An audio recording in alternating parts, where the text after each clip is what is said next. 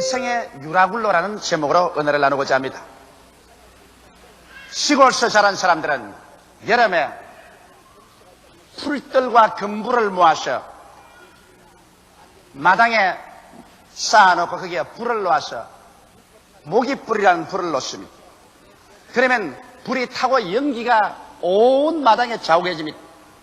그러면 모기가 연기에 쫓겨서 가고 돗자리에 앉아서 시원하게 서로 이야기를 나누면서 여름 초저녁을 즐길 수가 있는 것입니다. 그럴 때 여러분 언제나 보면 불이 붙으면 불티가 상승 기류를 따라서 하늘로 솟구쳐 올라가는 것을 보게 되는 것입니다. 성경에 욥은 말하기를 불티가 하늘로 올라간 것 같이 인생은 고난을 위해서 태어났다고 말한 것입니다. 이 말은 이 세상 아담과 하와의 자손으로 태어난 사람 중에서 일생을 살면서 한 번도 고난을 겪지 않고 살 사람은 없다는 것을 말하는 것입니다. 하나님께서는 죄 없는 사람은 한 사람 내놓았었습니다. 나사렛 예수 그리스도 죄 없이 잉태되시고 죄 없이 태어나셔서 33년 사시고 나무 죄를 대신해서 십자가에 못 박여 죽었다가 3일 만에 부활하셔 성천에서 만왕의 왕 만주의 주로 계신 예수 그리스도만은 죄 없이 태어나시지만은 그러나 고난 없이 태어난 사람은 한 사람도 이 세상에 없는 것입니다. 그러나 이 다 같이 겪는 고난이지만은 어떠한 사람은 고난의 파도에 부딪히면 산산조각이 나고 주어 담을 수 없을 만큼 낭패를 당하는 사람이 있는가 하면 또 다른 사람은 고난이 다가오면 고난과 역경을 통하여 그는 그 위대하고 찬란한 삶을 살아갈 수 있는 동기를 삼아서 고난이 다가오기 전보다 고난을 당하고 난 다음에 그 크고 찬란한 삶을 살아갈 수 있는 이와 같은 재료로 삼는 사람들도 흔히 있는 것입니다. 저는 오늘 이 시간에 인생 고난 풍파, 자연 고난 풍파를 통해서 어떻게 사도 바울 선생이 이 역경과 고난을 이겨나갔는가 그 사실을 설명을 해드리고 이로 말미암아 우리 한 사람 한 사람도 고난을 통해서 우리는 그것을 능히 이기고 살아갈 수 있는 길을 모색해 보고자 하는 것입니다. 사도 바울 선생은 주님이 택한 제자 중에 가장 위대한 제자입니다. 주님 생존 시에 택한 12제자에게는 들어가지 못했지만은 주님께서 부활하시고 난 다음에 주께서 바울을 택하셔서 이방인의 사도로 삼으신 것입니다.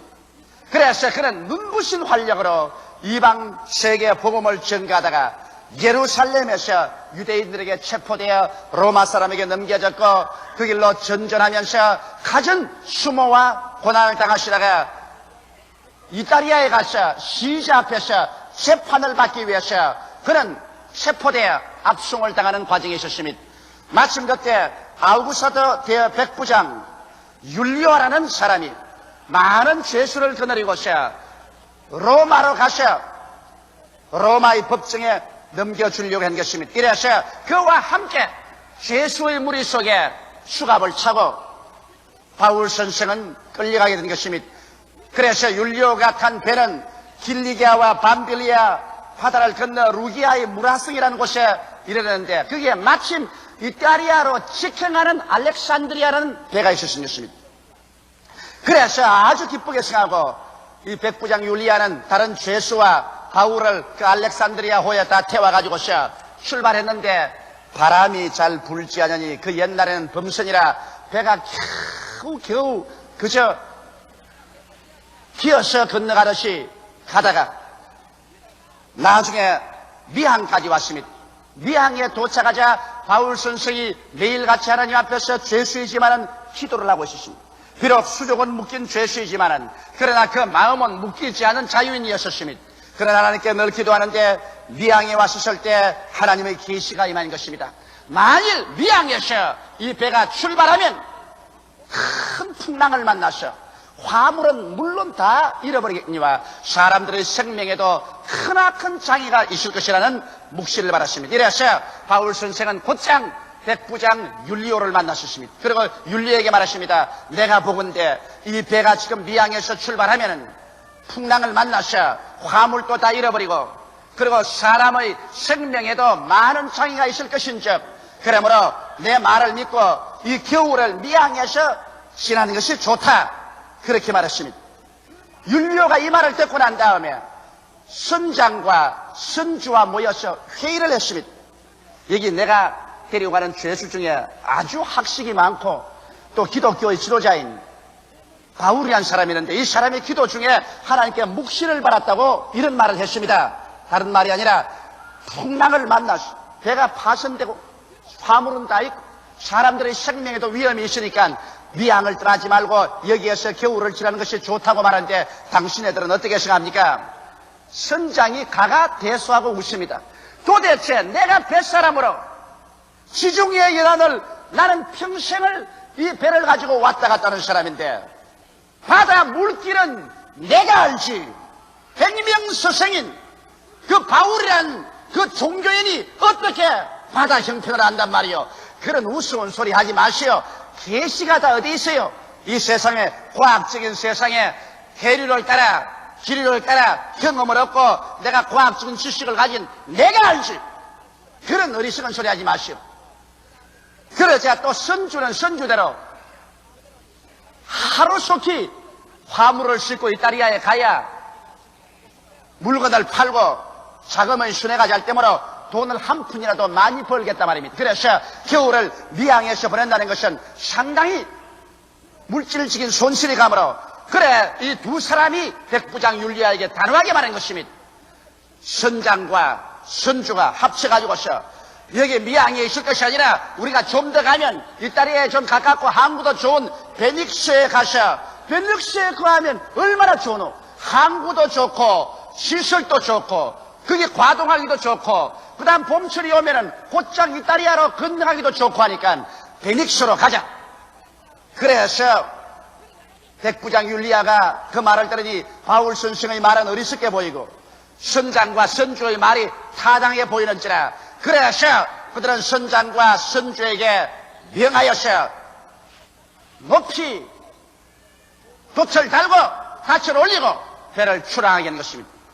바울은 벌써 그들이 무서운 시련을 향해서 출항하는 것을 알고 있었습니다. 그러나 그것을 꿈에도 모르는 선장과 선주와 죄수들과 거기에 타고 가는 모든 선객들은 이게 양양해서 그래서 바람이 마치 불어오니 모든 것이 다 자기 이지되는 줄 알고 출발해 가다가 얼마 있지 않냐여 내륙지방에서 유라굴로라는 거센 폭풍의 바람이 휘몰아쳐 바다를 때리니 얼마 있지 않냐여 순식간에 바다는 지옥같이 변화되고 말한 것입니다. 파도는 새산더미같이 다가오고 그리고 바람은 천지를 변화시킬 만한 거센 소리를 내고서 다가오는 것입니다. 여기에서 선장과 선주와 선원들이 전력을 기울여 배를 보전하려고 하나 그 거센 파도와 바람에 배는 일련편주로 어떻게 도저히 감당할 수가 없게 된 것입니다. 이래서 될 수 없이 사람이 거센 풍랑을 만나 목숨에 위험하니까 하루 견디다가 이튿날에는 배를 가볍게 하기 위해서 그렇게 선주가 자기 목숨처럼 아끼는 화물을 모두 다 바다에 던집니다. 돈 보따리들을 전부 바다에 던집니다. 선주는 눈물을 흘리면서 그 모든 화물을 던졌습니다. 그러고 난 다음에 사흘째 계속해서 바람이 불고 파도가 치고 천지가 칠흑같이 어둡고 온 세계가 뒤엎어지는 것 같으며 이제는 배의 기구조차도 배의 무거움으로 이 선장과 선원들이 자진해서 배의 기구조차 다 버리고 마는 것입니다. 이래서 배는 이제는 오직 배와 사람들만 타고서 목적도 방향도 없이 바람이 치면 불리는 대로 파도에 밀리면 밀리는 대로 하늘에 솟았는가 하면 지옥 바다까지 떨어진 같이 파도에 출렁이며 모든 사람들은 정신을 잃고 쓰러지고 이리 뒹굴고 저리 뒹굴며 토하고 처참한 전경이 벌어진 것입니다. 이것이야말로 생지옥의 비극적인 상황 속에 떨어지고 말한 것입니다. 그래서 그들은 유라굴라를 만나서 이제는 사경이 이른 것입니다. 여기에서 여러분 우리가 알아야 될 것은 왜 이 알렉산드리아호가 유라굴라를 만나지 아니했으면 안 되었습니까? 유라굴라의 풍랑이라는 것은 이것은 어찌할 수 없습니다. 유라굴라는 오기도 하고 가기도 하고 일어나기도 하고 잠자기도 하는 것입니다. 왜 구태여 알렉산드리아호가 유라굴라를 만나야만 되었습니까? 그 이유는 이 선장의 교만, 선조의 탐욕 때문인 것입니다. 만일 그들이 사도 바울 선생의 말을 듣고 하나님의 그 발 앞에 엎드려 하나님께 귀를 기울이고, 그래서 눈에는 아무 증거 안 보이고 귀에는 아무 소리 안 들리고 소리는 잡혀있는 것 없다고 할지라도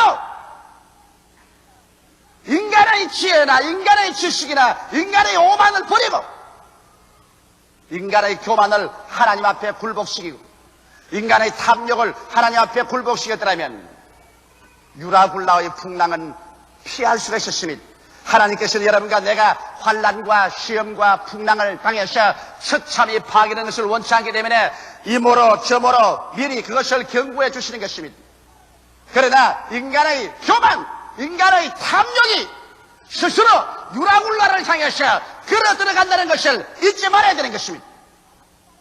여기에서 이 알렉산드리아라는 배가 처참하게 된 이유는 하나님을 원망할 수도 없고 선제 지변을 원망할 수도 없습니다. 이것은 오직 선장의 교만과 선조의 탐욕 때문에 그들만 스스로 절망 상황에 떨어진 것이 아니라 배 탄 수많은 사람들을 한꺼번에 가장 처참한 절망으로 휘몰아치고 말한 것입니다. 이렇기 때문에 교만과 탐욕이 유라굴라를 부른다는 것을 잊지 말아야 되는 것입니다.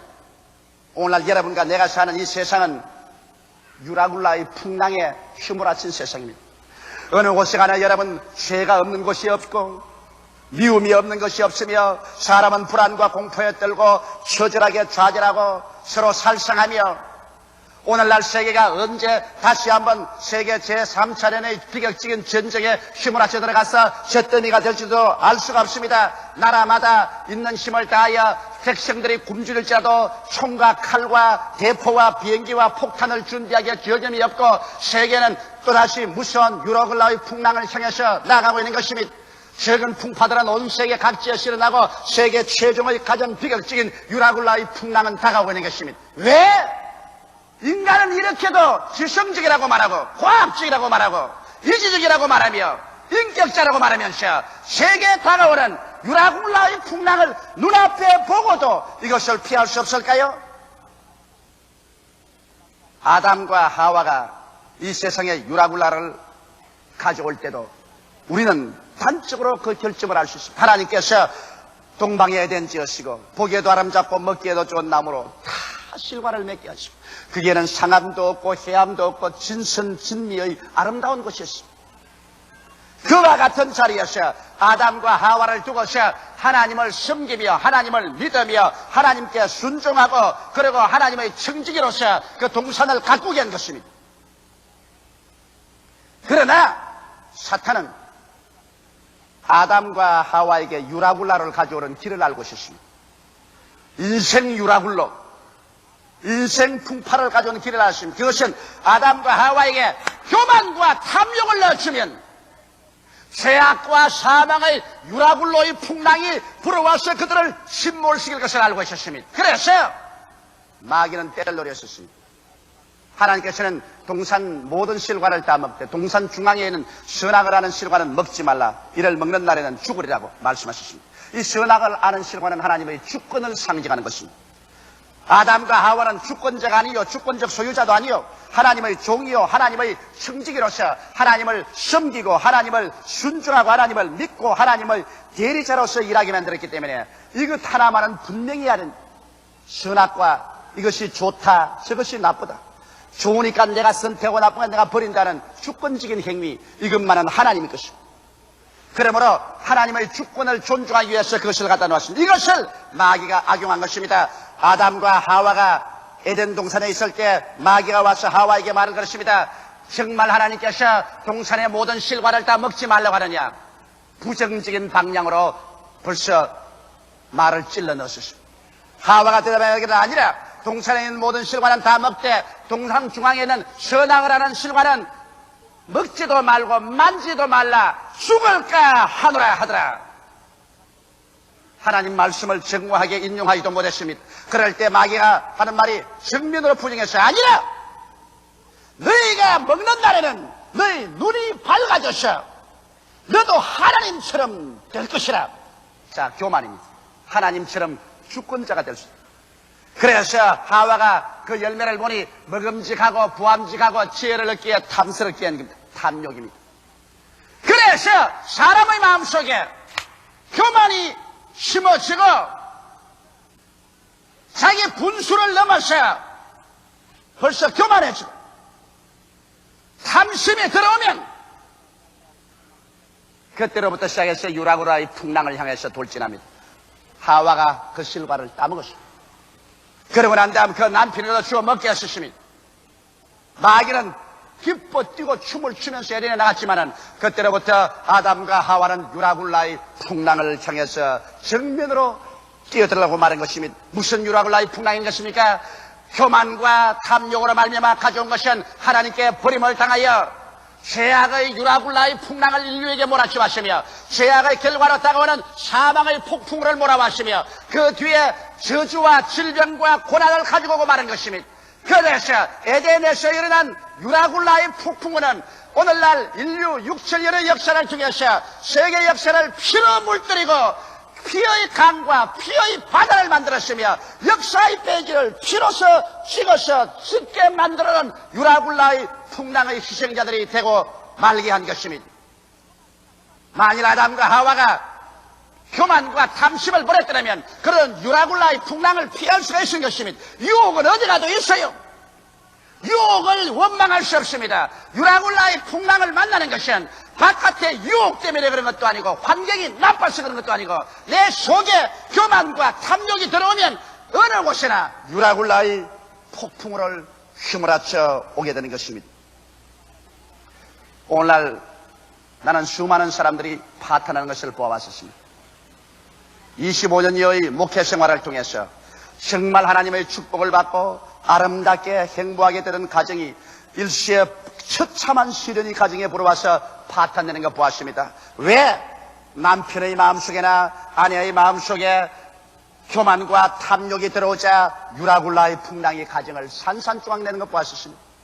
사업가들이 사업을 잘해 나갑니다. 이런 상태로 나가면 얼마짜리야 참 훌륭하게 사업도 잘 되고 깊은 뿌리가 박힐 것이라고 생각하는데 갑자기 이 사람의 마음속에 유혹이 들어와서 그만 스스로 교만해져서 머리를 내어 흔들기 시작하고 그 다음 탐욕이 들어와서 자기 분수를 넘어서 손을 내어 밀고 비를 갖다 놓고 차관을 가져오고 투자를 하고 야단법석을 해서 제일 처음에 흥청망청합니다. 그러나 벌써 운명은 결정되었습니다. 왜?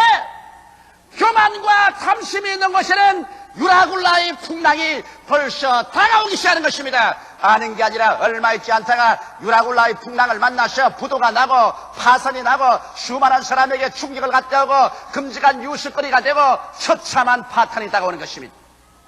인생에게 가장 무서운 여러분 두 가지 죄가 교만과 탐욕인 것입니다.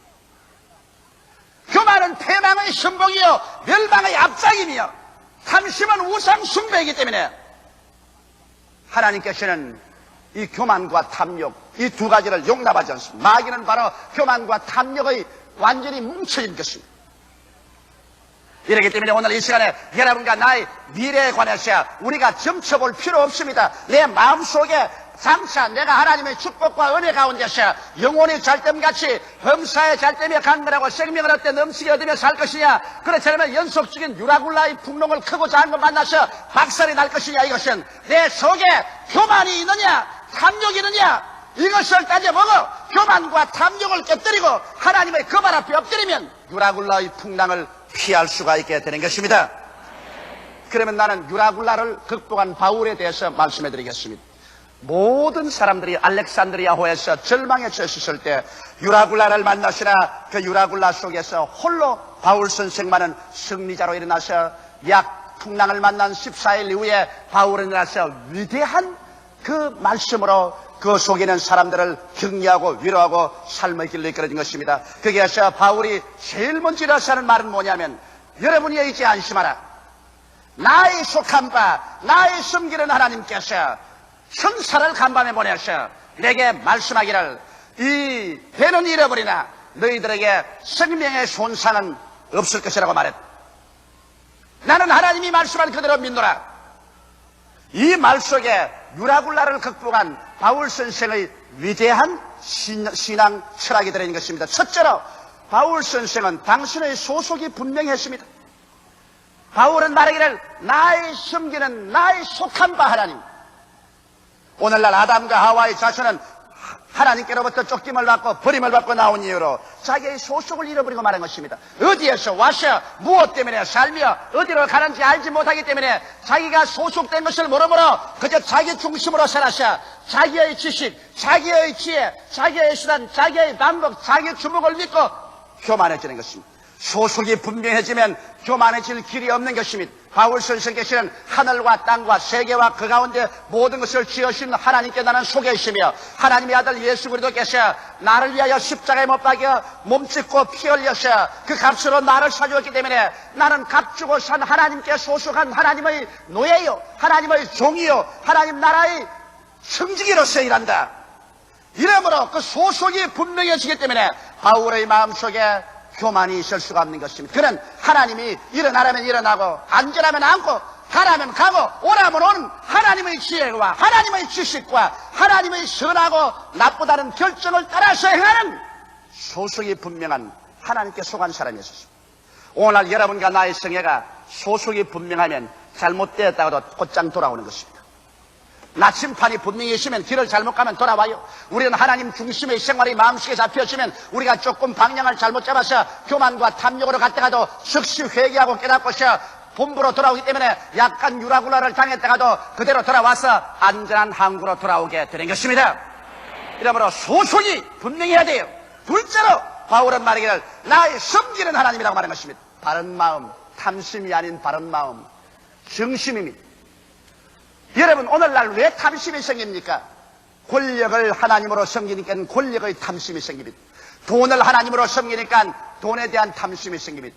육체의 쾌락을 하나님으로 섬기기 때문에 육체의 쾌락을 하나님으로 섬겨서 탐심이 생기는 것입니다. 탐욕이라는 것은 무엇을 자기가 섬기는가에 따라서 탐욕이라는 것입니다. 육신의 정욕, 안목의 정욕, 이 세상 사랑이 모두 다 잘못된 것을 섬기기 때문에 그런 것입니다. 오늘날에 와서는 인간은 지식 만능, 과학 만능, 황금 만능, 쾌락 만능으로서 이 세상에 완전히 유라굴라를 향해서 걸어가고 있기 때문에 이 세상을 그대로 내버려두면 어찌할 수 없이 3차 전쟁의 유라굴라에 부딪힐 수밖에 없습니다. 누가 뭐라고 해도 현재의 코스는 유라굴라를 향해서 직행으로 지금 달려가고 있는 것입니다. 바울 선생은 말하기를 나의 섬기는 하나님, 바울은 하나님을 섬기기 위해서 사는 것을 알았습니다.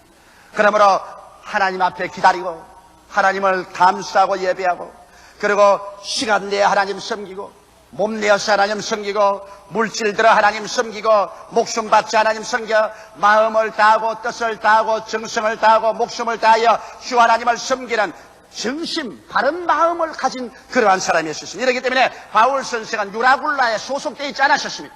유라굴라가 바울을 멸할 수가 없습니다. 왜? 바울은 탐심이 아닌 정심을 가지고 있기 때문에 유라굴라하고는 상관이 없습니다. 이러므로 그 거센 유라굴라가 다가와도 바울은 조금도 두려워하지 않은 것은 그는 유라굴라에 소속한 사람이 아니었습니다. 그는 하나님께 속했으며 그는 하나님을 섬기고 있었습니다. 오늘 이 시간에 여러분은 무엇을 섬기고 있습니까? 육신의 정욕입니까? 안목의 정욕입니까? 이 세상 사랑입니까? 권력입니까? 돈입니까? 쾌락입니까? 여러분께서 탐심을 섬기고 나가면 그 결과는 부시불식간에 유라굴라의 풍랑 속에 떨어지게 되는 것입니다. 셋째로 바울 선생은 말씀에 대한 흔들리지 않은 신념이 있었습니다. 인간의 지식, 인간의 과학, 인간의 체험 이런 것 아닙니다. 선주나 선장의 말은 그런 것 아닙니다. 바울의 지식이란 하나님으로부터 받은 계시의 지식을 바울은 가지고 있었습니다. 할렐루야. 오늘날 또 여러분 우리가 세상에서 배우는 과학적인 인간의 역사적인 인간의 철학적인 지식이 아니라 이 성경 말씀은 하나님께서 계시하신 하나님의 지식과 하나님의 지혜와 하나님의 분별력과 하나님의 판단력인 것입니다. 진리는 변할 수가 없는 것입니다. 세월이 가고 인결은 오고 가도 여러분 하나님의 말씀은 변하지 않습니다. 저 하늘이 무너지고 이 땅이 꺼져도 하나님의 말씀은 1.1획도 변할 수가 없는 것입니다. 그것은 진리이기 때문인 것입니다.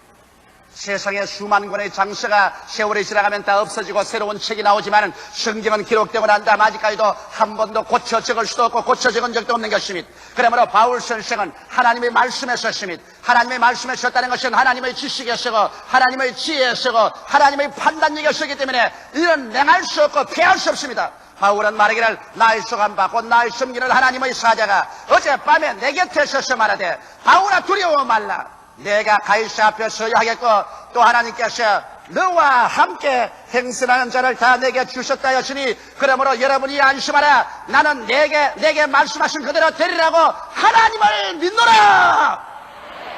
흔들리지 않은 바람이 불고 파도가 치고 하늘이 먹장같이 어둡고 천지가 무너진 것 같아도 바울은 그것을 믿지 않고 나는 하나님을 믿노라고 말할 수가 있는 것입니다. 이러므로 바울 선생은 유라굴로에 속하지 않았었습니다. 그는 교만하지 않았고 탐심이 없었고 말씀에 서서 그는 유라굴라를 능히 극복하고 그와 함께 탄 사람조차 다 구출하여 섬에 도착하고 로마까지 바울 선생은 그들을 안심하게 이끌어갈 수 있는 영의 지도자가 되었고 마음의 지도자가 되었으며 그들의 생명의 은인이 될 수가 있는 것입니다.